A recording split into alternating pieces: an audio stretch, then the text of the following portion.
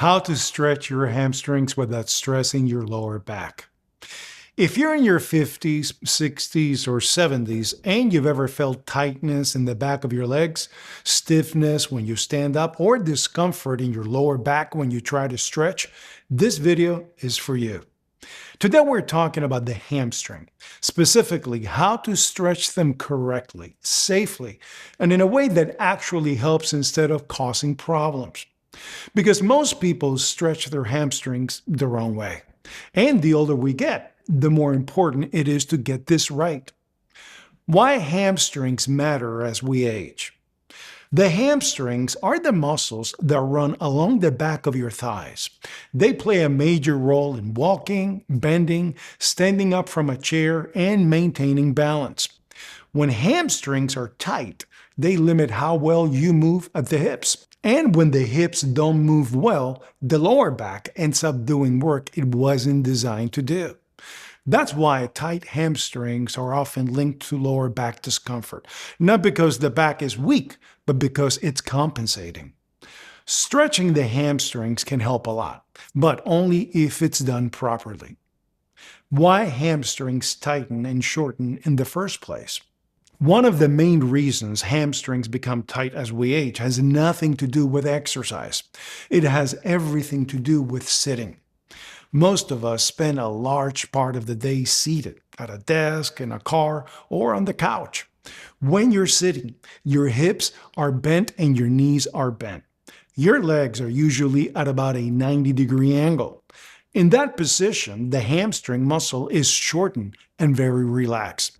If you stay in that position for long periods of time, hours at a time, day after day, the muscle adapts that shorter length. That's not a flaw in the body. That's how muscles work. They adapt to the positions we put them in most often. Standing versus sitting. What changes? When you stand up, your leg straightens. Now the hamstring is closer to a 180-degree position. That alone begins to lengthen the muscle. This is one of the reasons movement throughout the day is so important. It's also why many of us use devices like the Apple Watch or similar apps that remind us to stand up and move after long periods of sitting. Those reminders aren't just about burning calories, they're about restoring normal muscle length. Simply getting up, standing, and walking around helps lengthen the hamstrings naturally, especially for people who work in an office, drive for a living, or spend long hours seated. Stretching works best when it supports that natural process instead of fighting against the body. The biggest mistake people make when stretching hamstrings. Here's the key correction for this entire video. A hamstring stretch is a hip hinge, not a back bend. Most people think they're stretching their hamstrings by bending forward and reaching for their toes. What they're actually doing is rounding their lower back. When the spine flexes, the stretch shifts away from the hamstrings and into the back. That's why so many people say, every time I stretch my hamstrings, my back doesn't like it. They're not stretching the hamstrings, they're bending the spine. This is the correction we're going to fix today.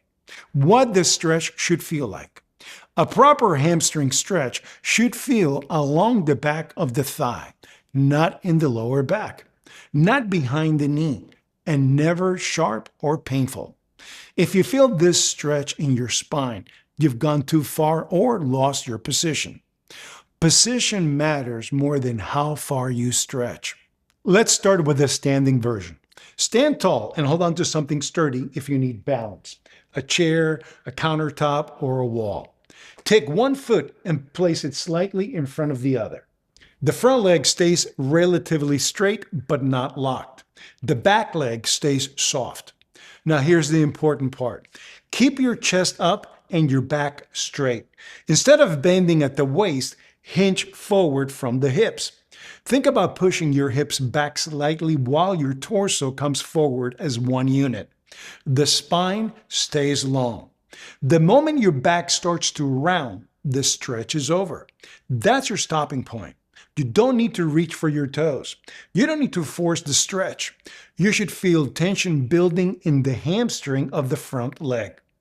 Hold this position for about 20 to 30 seconds, breathing normally, or take deep breaths in and slowly let them out as you relax. Then return to standing and switch sides. Right there, I feel the tension in my hamstring. That's as far as I'm going to go. This is doing exactly what I wanted to do without me having to bend my back. Once you do that, you've gone too far.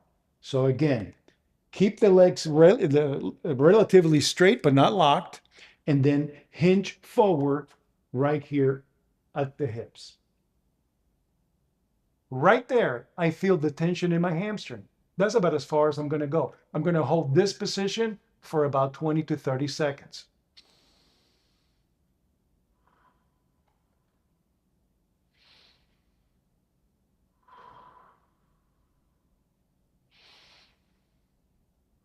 So when you're done, you come right back up and then you switch sides.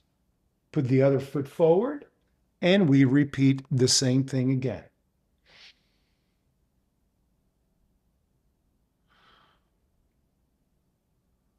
Right there, I feel this right on my hamstring. I don't feel anything on my back, but this is as far as I'm going to go. I don't need to go any further.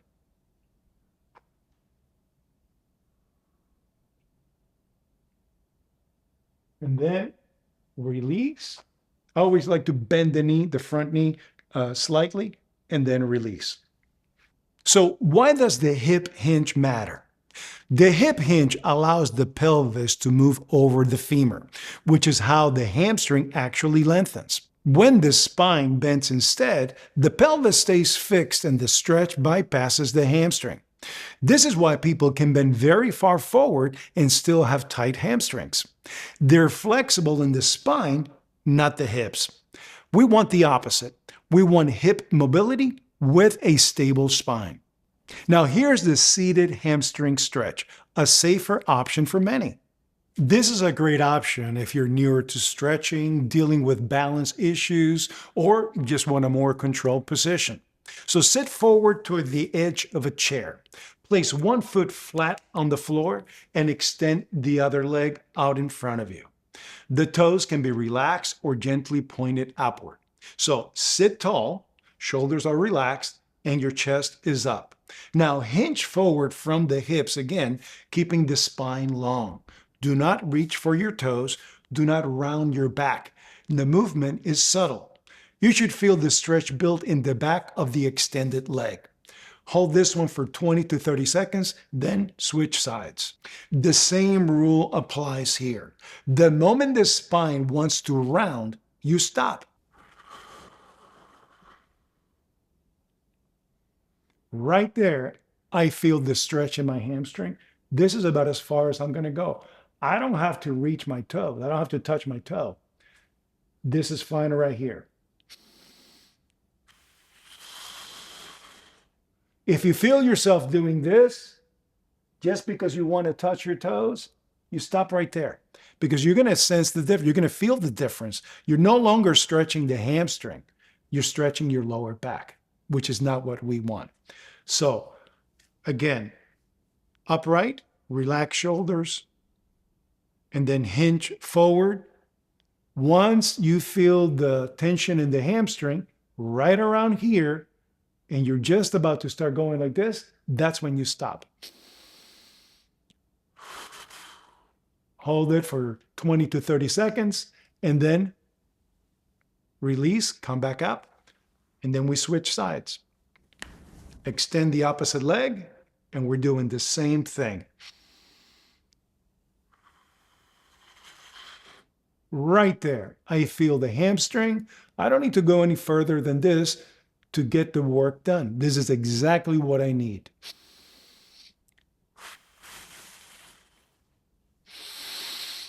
Hold it for 20 to 30 seconds and release and come back.